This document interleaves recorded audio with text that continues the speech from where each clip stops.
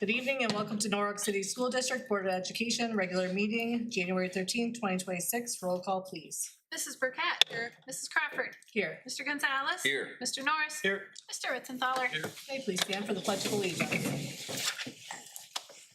I pledge allegiance to the flag of the United States of America and to the republic for which it stands, one nation, under God, indivisible, with liberty and justice for all.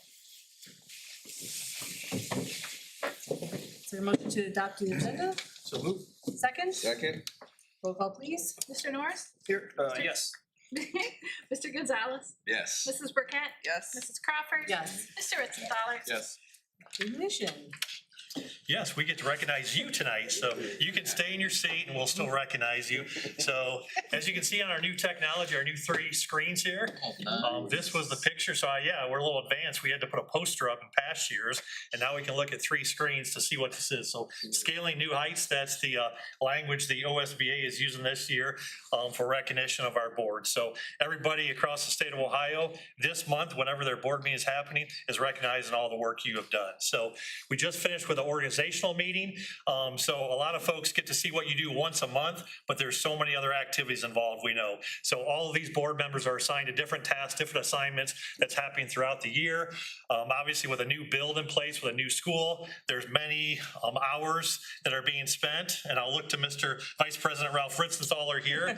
The joke is that we have a cot at central office for him because he is there for many hours. So we have a lot of good things happen in the district, and I attribute that to the 5 of you. We have a solid board. You're all great to work with, and you're looking out for what's best for our kids. So that's number one. So thank you all. And they definitely leave the light on for me. So I want to thank you too. I appreciate everything you do. I know that sometimes it can be a thankless job, but your dedication to public education is just really impressive. And I thank you for taking the time to do this, because it does take a lot of time coming to meetings and all the other things that we ask you to do and reading emails. And, you know, the building project is a big deal. It's very exciting and we're glad to see it happen. And that's going to take a lot more time and can't wait for that to happen. And so thank you all. Appreciate it. Thank you. Nice. We have an amazing board, an amazing group of people. Great group. Thank you. All right, we'll move to public participation. Each person who wishes to address the board will be asked to give his or her name and address. Remarks should be limited to 3 minutes in length. If after everyone who wishes to do so has had an opportunity to speak, additional comments can be made up to a total allotted time of 30 minutes. All right, treasurer reports. Okay, so under the treasurer's reports, we have the minutes. We only actually had 1 meeting in December. That was our regular meeting on December 16th. Then we have our December 2025 financial reports. Pretty much there, I had sent you some information on this. Well, big things were the interest, because on the building project where we have the bond money sitting, a lot of every December and June is when bond payments come due. So we saw quite a bit of interest there, so that was exciting.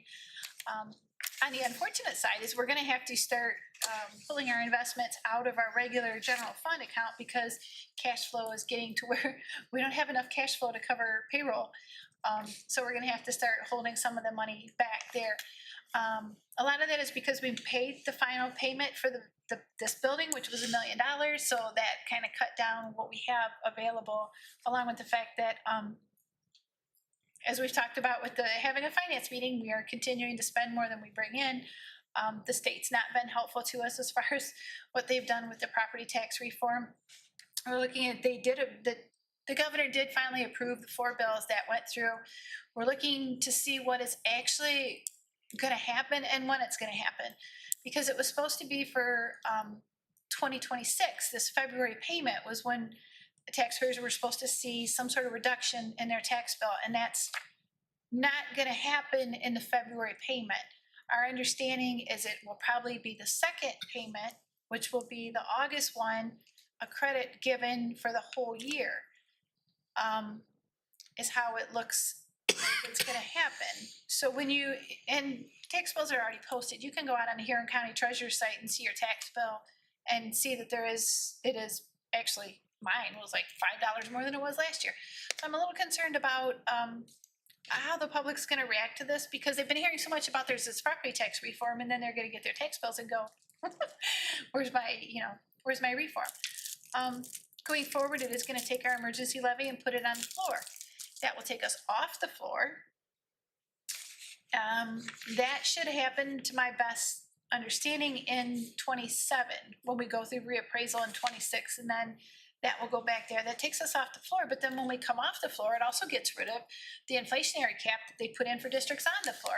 So trying to understand how this is all gonna work, and I'm afraid that maybe the legislature didn't think through some of the things, like is putting all these levies back to the 20 mil floor is gonna take people off the floor. So then you put in the inflationary cap for districts that are on the floor that are no longer gonna be on the floor because they put this levy back in.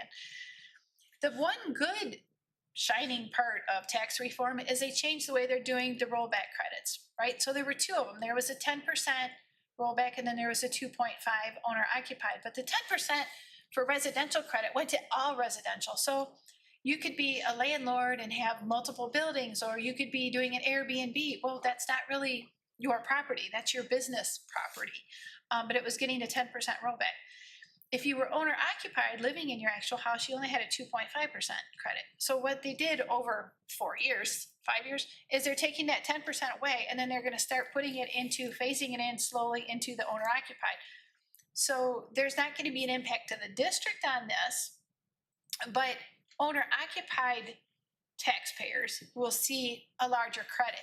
It's not gonna be very much. It'll go from being 12.5% to 15.83 at the end of, I'm blanking on whether it's 4 or 5 years, but so, it's gonna be like a 3% credit. It's not much, but it is a start, and there's no negative impact to the state because they're getting rid of it on the business property side. So, but that one is a good one, because it's not gonna negatively impact us or any other taxing entity, so that's kind of nice. The rest of them are gonna be interesting to see how they work, with the County Budget Commission being able to determine what they feel is correct revenue for different taxing entities. I see this being something different across the state. We've already seen neighboring counties that think that they should reduce revenue of other taxing entities with their own elected officials. We haven't seen that here in Huron County, but it's just gonna be a challenge going forward, so. Moving on, as I mentioned, the forecast is gonna be in February this year instead of May, so we'll be doing that next month, so that'll be fun and exciting. We have our auxiliary disposal. This is Norwalk Catholic. They had some old technology that they're looking to dispose of that they had bought with state funds. The library levy is on. The library is placing the levy that did not pass back on for May. Because the library is organized, there's 5 different ways to organize the library in the state of Ohio. Our library in the city of Norwalk is organized as a school district library. So all of our Norwalk City School District taxpayers vote on this library. And it also makes the board the taxing authority to place the library levy on the ballot. So that is why they are asking you to sign a resolution that you will approve their resolution, putting it in front of the taxpayers. The money does not come to the district in any way. It goes directly to the library. We have no control over their budget, their spending, or anything else. It's just a formality required by state law. And then finally, we have a donation, $4,500 from Mary Bauer and Nancy Maxheimer. They purchased a digital piano at the middle school. Of course, Mary Bauer has been our piano player for a long time. She was actually here today playing piano. So she was concerned because some of our pianos weren't doing very good, and she wanted to get us a new piano. So that was very nice of them. That's all I have for you this month. Is there a motion to approve items 4.1 through 4.5 under treasurer reports? So moved. Second? Second. Discussion? As far as the library levy, I've been seeing a lot of things on the internet and Facebook and stuff. People are blaming the Board of Education and saying that we're being greedy for putting a levy on for the library. Is there any way that we can clarify that to the community through our Facebook page or whatever about our requirements to approve the library levies and stuff like that? Because it's like they think that we are requesting more money for the schools, and I don't know how many times we've explained it. But it still keeps coming up on the Mhm. social media sites about Yeah, us you looking said there's for 5 different ways to organize, like for a Right. library. So Mhm. what, I mean, not that you have to be an expert at this, but what are the different, Yeah, wa- like it's what are the different. Well, differences? One is a countywide library, which we also have in Huron County. We have a countywide library. They've got little outposts like in Greenwich and that. The school district library, there's one that I know is only 1 or 2 in Ohio, and I would have to look up what the rest of them are. But there's probably a city. I would think that would be one of them, but I would have to go back and look up revised code to know exactly what the 5 different organizational ways are for that. It is in state law. It's not something, your only choice with the library coming to you and asking you to put the levy on for their funds, your only choice as a board is either to say yes or no.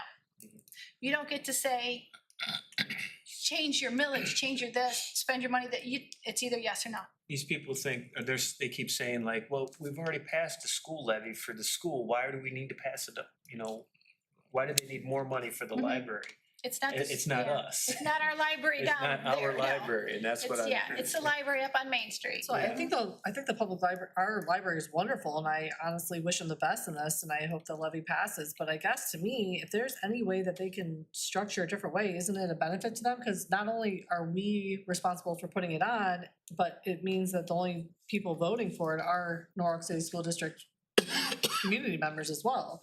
But I feel like the whole city of Norwalk backs and supports our Norwalk library, but many of them aren't voting if they're not in our district. That's true. And there's a lot of people that are Yeah. not in our district technically. There's, all Half the, of- Half of Sure. Norwalk's Yeah. not in I Norwalk. mean, we talk about this all the time where I'm confused, like a child isn't even in our district, but is in Norwalk. So I just wonder if I if don't they've think ever they, considered that. that was the way they were organized way back, probably the 1800s or whenever they Right. were first. I don't know that they could change their organizational Yeah. structure. And there's already a county library. So It that would, almost seems like it would be a city, Mhm. A city library. a could be city as well. a city Yeah. policy, not a school district policy, or levy, because it's just, we're getting the blame for something that we're not doing, so. I know there's a ton of support for the library, and you just think about how many of them don't get the vote for the library. I'm not sure how closely we collaborate with the library. I mean, are they offering programs and services for our students? Or- My husband takes my son to the library all the time. They have so many different activities for kids, school-age kids, and it's honestly wonderful, and I'm sure that with this expansion, they'll be able to do a I lot don't more. think it's district, it's But I don't think that citywide. we. Yeah, I mean, because again, you could walk in as a citizen of Norwalk to the library. Right. I mean, is there anything in particular that Norwalk City students get, right? Or Norwalk City School District students get as a part of, them being considered a Norwalk City School District entity in a sense? That's But are they special yeah, choice? right. But they really aren't, right? We're just the governing. On our end, we're basically getting the flyers, and we're based, as a school district, what we do on our end is advertise. But that's to obviously hit that target age group, whatever that activity is gonna be based on. So like from a school district end, that's what we're doing, but they're saying we have this upcoming event. But yeah, they're not gonna be exclusive, because if you have students walk in that door, I don't think they're gonna limit to, do you live here? Because Yeah. library is gonna be open Sure, to all. yeah. They serve everybody, they're good for all. So, but that's kind of our end. But to say like targeted to like Norwalk specific, I don't think so. I think their purpose is broader. Makes sense. So it looks like it's a revised code 3375. Is the different structures of the library. I will look that up quick for you. 3375. I didn't even take that into consideration about people, being in Edison, like across the street from my house is Edison, Right. but they live in Norwalk. And I feel like So they they still wouldn't be feel voting on ownership in the library, yeah. being And- Norwalk City's library. That doesn't make I sense. more actually just feel bad that Mhm. they can't get more city support that way. There's a regional library system. That is one of them.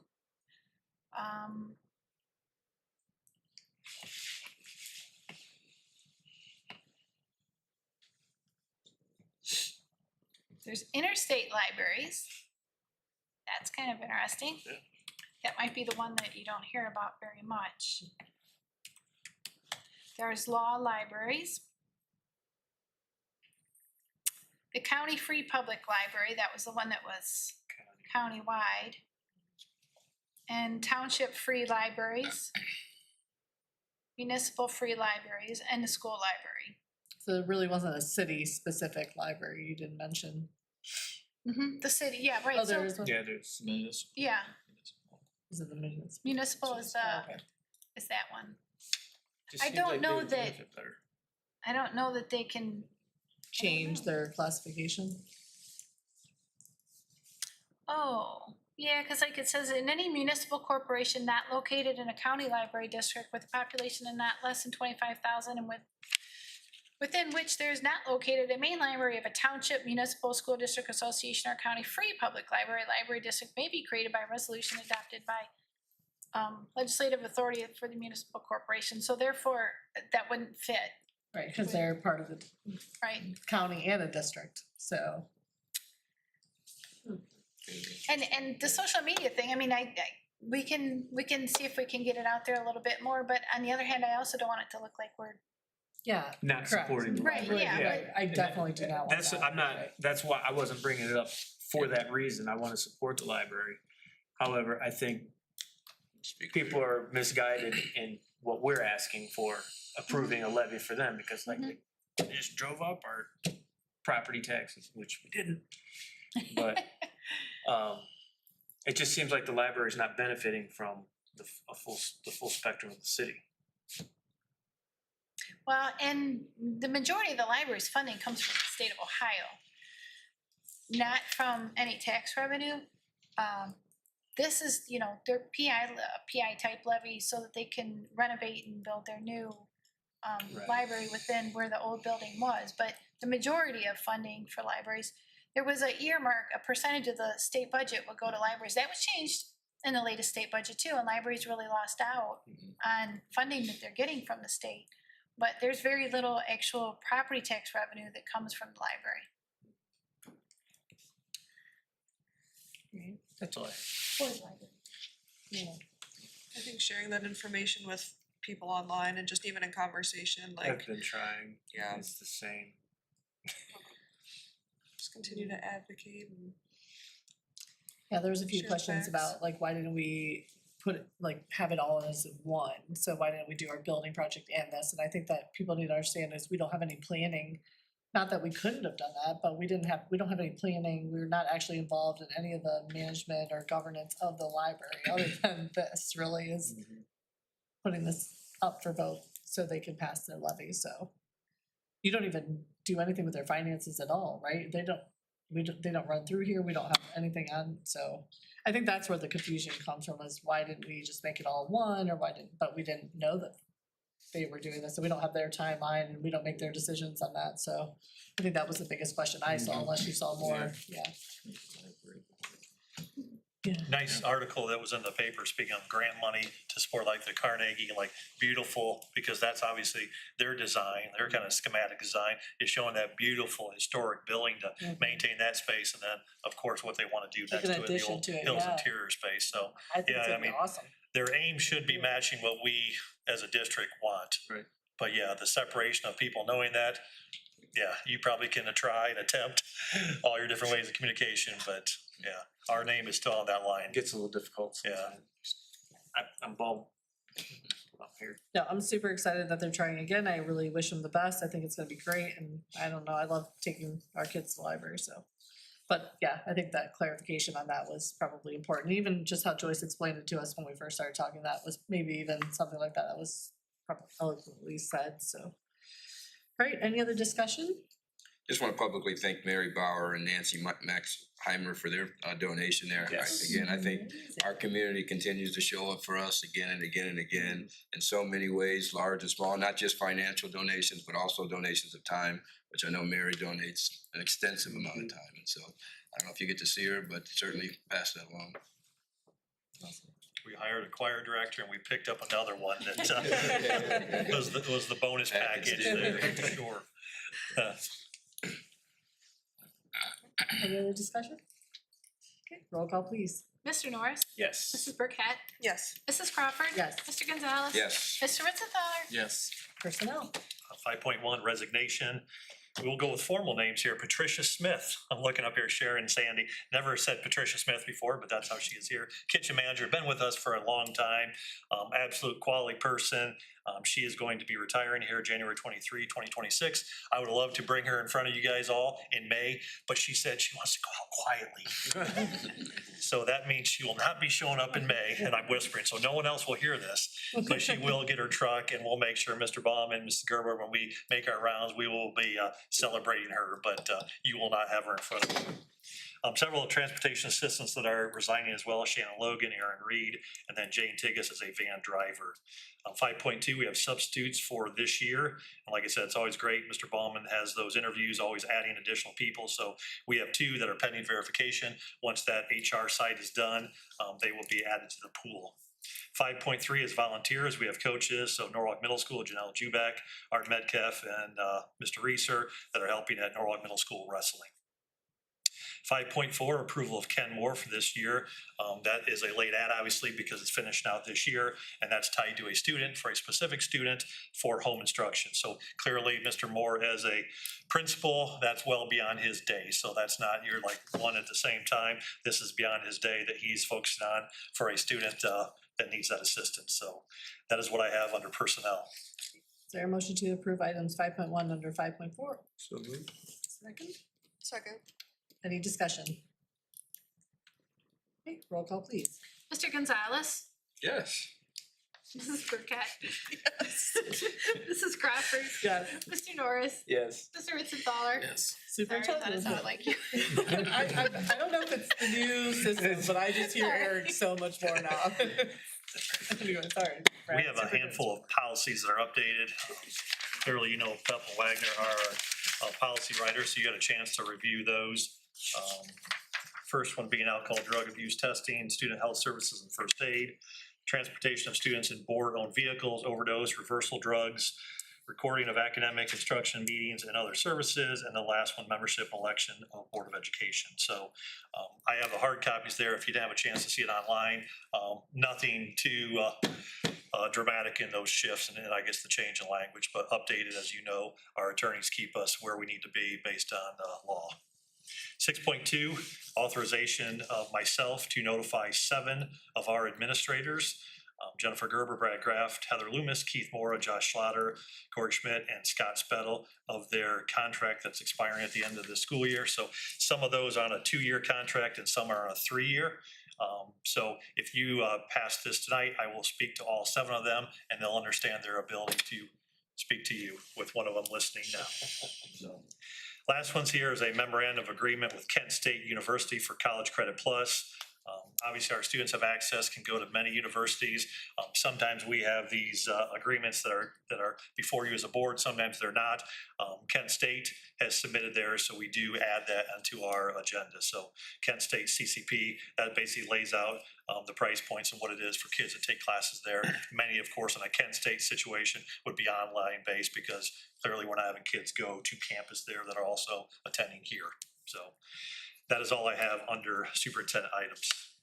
Is there a motion to approve items 6.1 through 6.3 under superintendent reports? So moved. Second, Second. any discussion? Okay, roll call, please. Mr. Norris? Yes. Mrs. Burkett? Yes. Mrs. Crawford? Yes. Mr. Gonzalez? Yes. Mr. Ritzenthaler? Yes. Board discussion and comments. Does anyone have anything? I'd like a recap, Mrs. DuPont, on what we talked about in our organizational meeting, just so the community can hear with our financial meeting and discussion that's going to be coming up in February at the end. So if you want to kind of speak to that and then what our plans are with that second meeting in February. Sure. So the February meeting is going to be our forecast meeting, and then we're going to have a second meeting February 24th, 6:30 here, basically just to talk about the finances, start looking at what we need to do. We have obviously been deficit spending for many years. This was something we were probably going to have to look at before COVID hit. And then with COVID, there was a lot of ESSER money out there that kind of saved us for a few years. It was able to to carry us over, because usually when you get grants, you can't use them for anything that's already existing, but COVID money, ESSER money, we were able to pay our people that we already had, so that was really good. After that, the final year of that was 2 years ago. Last year, when we went to the CEP program, that made all of our students, the community eligibility, where all of our students eat at no cost. That made all of our students look like they were economically disadvantaged in the state's eyes, which brought us in more disadvantaged pupil impact aid. So we realized an extra $1.4 million last year. This year, the CEP program is still in place, but the state, because it wasn't just our district, it was every district almost, went to the CEP program, and it brought up the economic disadvantage numbers everywhere. So the state didn't like paying all that money to schools, public schools. So they're cutting back on that. So we're down like $350,000 this year in state funding. And then next year it's going to be even more because they're cutting back on the DPIA money, along with our enrollment is decreasing. Because we're in year 5 of 6 of this Fair School Funding Plan, we're still capped at our state funding. So when students decrease, they take money away, but when students come, we don't get any more money because we're capped. It really is kind of a confusing way of looking at things. Also, with the new property tax bills, they didn't take into effect the changes in valuation. So valuation is going to stay the same, but we're not going to receive the same funding from that same valuation. But our state funding is based on 60-40 valuation and residence income. So we're back to having what was called back in the day phantom revenue. So it's going to look like we have more money than what we do. So that's going to decrease our state funding going forward also. So we've got some pretty big challenges coming. The extra money that has kind of guided us past having a structural deficit for the last couple of years is gone. The student wellness money, the 467 money, had to be spent by the end of last year. We were using that for guidance counselors. All this money is now gone. So we need to start looking at what we're going to do. We know now, I know when we did the last forecast in October, October and then February, this is like a quick turnaround. I remember you saying to me, well, I was maybe being conservative on the fact that there would be no more revenue. Maybe we would have more revenue. And I said, no, I don't think so. Well, no, now we know. There will be no additional revenue. All we have is property tax, state funding, and our income tax. Our school district income tax has been dropping every quarter by a little bit, so that's a concern. We don't see the jobs openings like we did with the concern now.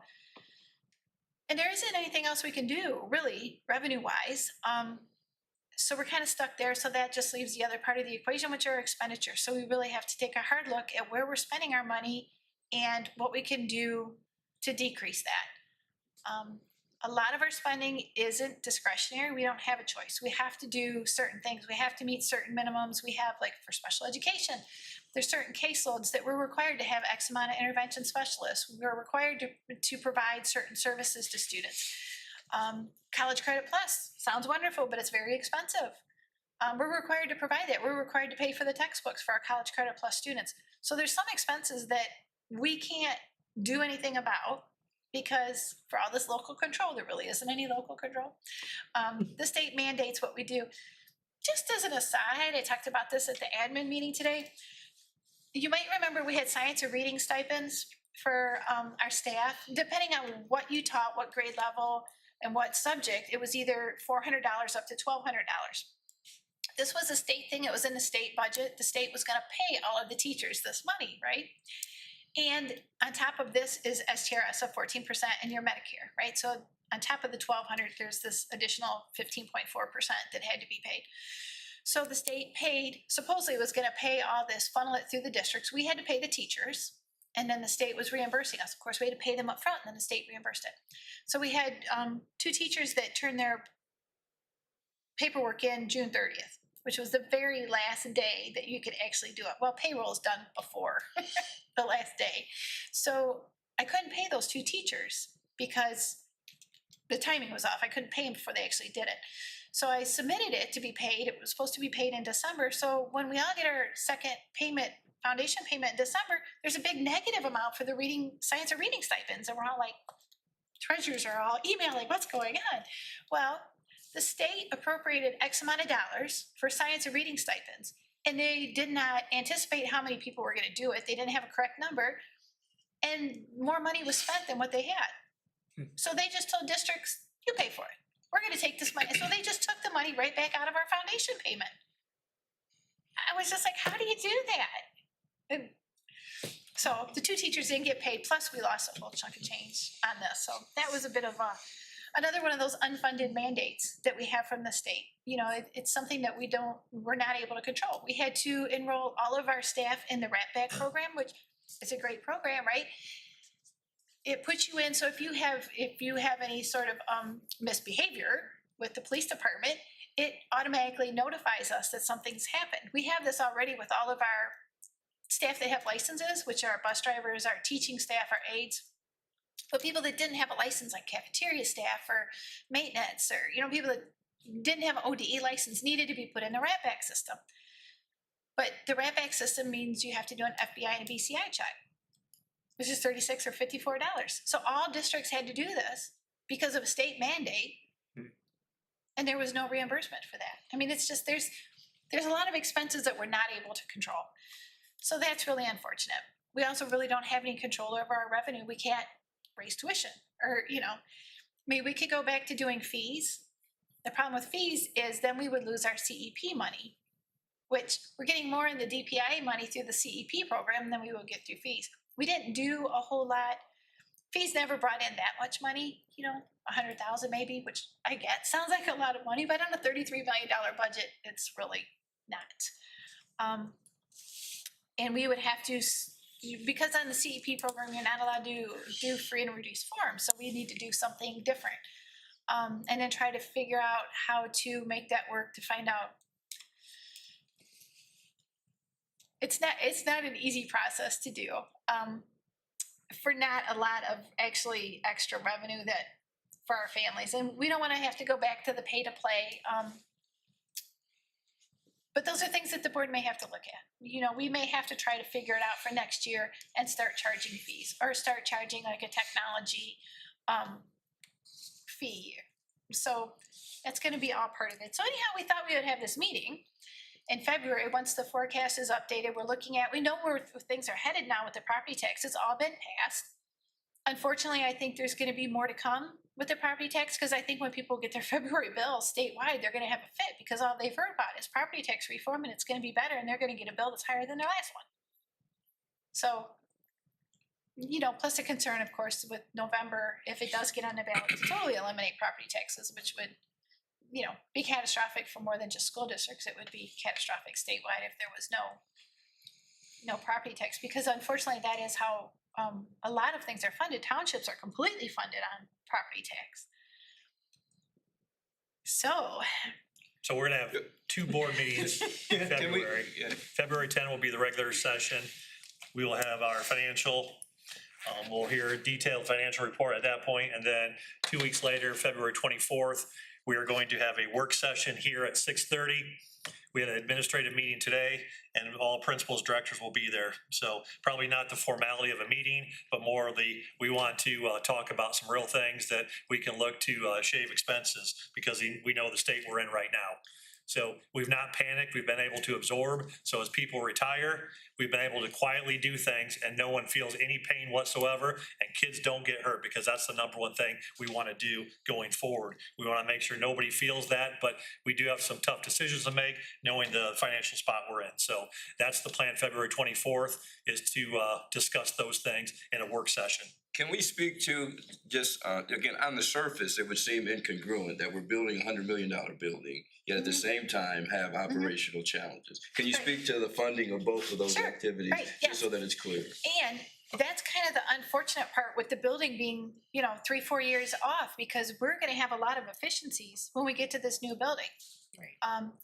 Especially on the staffing side. Like right now, you know, our staff have to travel building to building. Our specials teachers have to be traveling.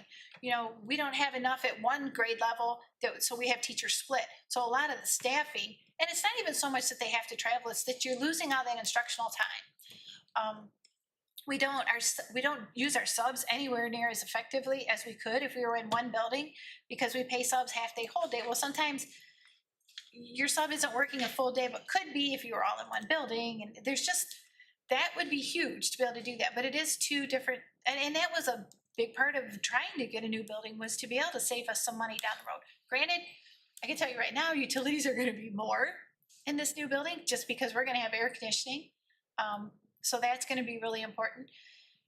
Do you know that though, compared to the efficiency though, the efficiency of 100-year-old buildings. lights and everything? Right, right. We know that it'll be more, like, I don't know. Yeah, the air conditioning, the electric bill is definitely, having air conditioning compared to just the lighting cost is gonna be big, yes, for sure. Going with the newer lights will be helpful. We have boilers now, so we're not spending that much on natural gas, because the way boilers work, as inefficient as they are, I mean, your building is really hot, but it's not as big of an expense maybe as going to the chillers and using that. So utilities are usually in a new building higher. I mean, they're more efficient, but it's just that you have more things that you never had before.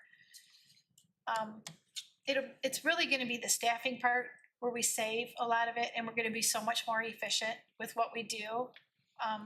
The copy machines and, not traveling building to building, we're not gonna be running a food truck around the district, it's just, there's so much that, but the problem is, we've got 3 or 4 years before we get there, and we've gotta do Yeah. something now to stop the, But to be clear, the funding we get from the levy cannot be used towards these operating oh, no, expenses, correct? yeah, no. Nope, yeah, and like, we have permanent improvement money, but that can't be used for salaries. Right. We have some food service money, we don't have much food service, I mean, everything is separate. General fund is the only thing, general fund can subsidize other things, but like permanent improvement can't do that. Back to the general fund. So yes, it is totally different, and And Eric, nothing has changed from what I had said previously with administrators, because people have asked the question, what's happened when you go across the street? We know still the same answer today is one less principal, because we will not have to think about a principal at one grade building. That will not exist. So like that person alone, you're gonna be down one.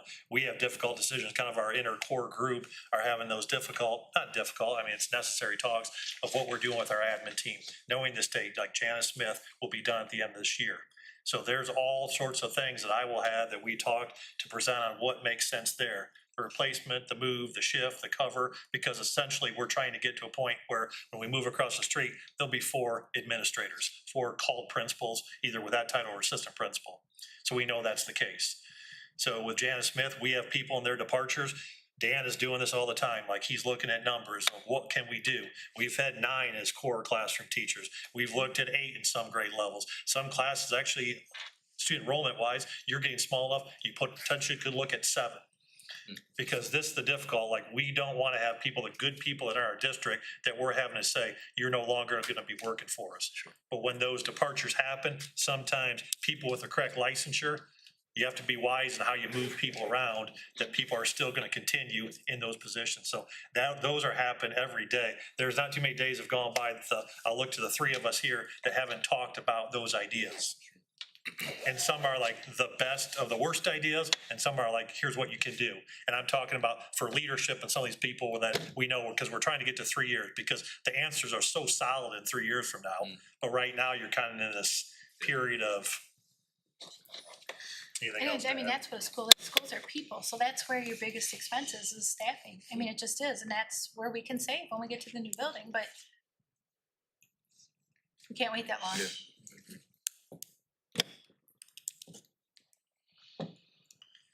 Yeah, so we'll have a regular agenda meeting or a regular board meeting that will have the forecast, then we'll follow it with February 24th to have a special meeting to start the conversation about the finances. I think that we will probably have additional meetings to follow to make maybe some solid decisions. We'll probably have more questions after the first meeting to follow, so I think that's a good plan to start trying to figure out where we can save without, like Mr. Cooley said, the whole point is to not hurt kids, not hurt the district, but at the same time, we cannot stay in negative spending, so that's not gonna work. Deficit spending. Great, any other board discussion? Kind of along the lines of Eric, if you saw the story that ran in the Norwalk, Ohio News, those that are in driver's ed, and all of the things that are gonna be provided by them, by local community businesses, that was a nice story. It's really nice, yeah.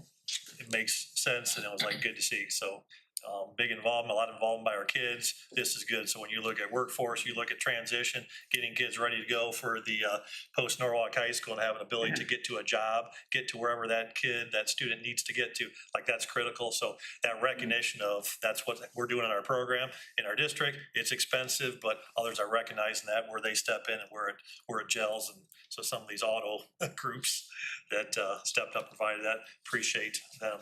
Jumper cables. Jumper cables, yeah. It's great. That was really nice. Any other discussion? Great.